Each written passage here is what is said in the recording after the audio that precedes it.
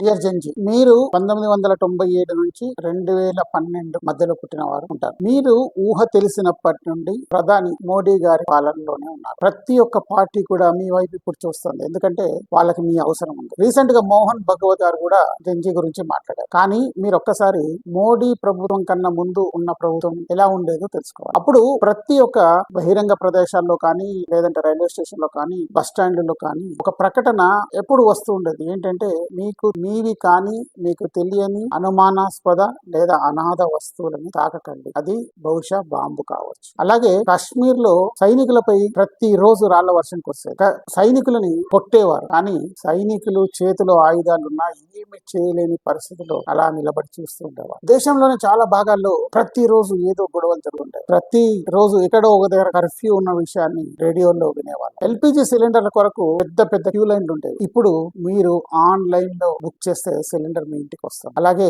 Ration shop లో ముందు పెద్ద పెద్ద క్యూలు ఉంటాయి. మీకు సంబంధించిన రేషన్ వస్తువులని బయట వాళ్ళు బ్లాక్ మార్కెట్ లో అమ్ముకునేవారు. ఎవరైతే అవసరానికి పెన్షన్ డబ్బులు అవి వచ్చే వాళ్ళు ఉంటారో అందులో చాలా భాగం వాళ్ళ దగ్గర వరకు వచ్చేవి కాదు. ప్రజల్లో అత్యధిక సంఖ్యలో ప్రజలకి బ్యాంక్ ఖాతాలు లేవు. అసలు బ్యాంక్ ఖాతాలు అంటే ఏంటో తెలియకుండా ఉండేవారు. ఇప్పుడు అందరికి బ్యాంక్ ఖాతాలు ఉన్నాయి. వాళ్ళకి సంబంధించిన ప్రభుత్వ సహాయం ఏదైనా ఉంటే అది డైరెక్ట్ గా వాళ్ళ ఖాతాల్లో పడిపోతుంది. ఇళ్లలో మరుగుదొడ్లు ఉండేవి కాదు. ఆడవాళ్ళు చాలా కష్టపడేవారు. అలాంటి సమయాల్లో చాలా మంది ఆడవాళ్ళ మీద అత్యాచారాలు జరుగుతుంటాయి. ట్రైన్లలో ఓపెన్ టాయిలెట్లు ఉండేవి. మలమూత్రాలన్నీ కూడా డైరెక్ట్ గా ట్రాక్ల పైన పడేవి. రోడ్డు మీద వెళ్తుంటే పైనుండి రైల్వే లైన్ వెళ్తుంది, రైల్వే బ్రిడ్జ్ ఉంది.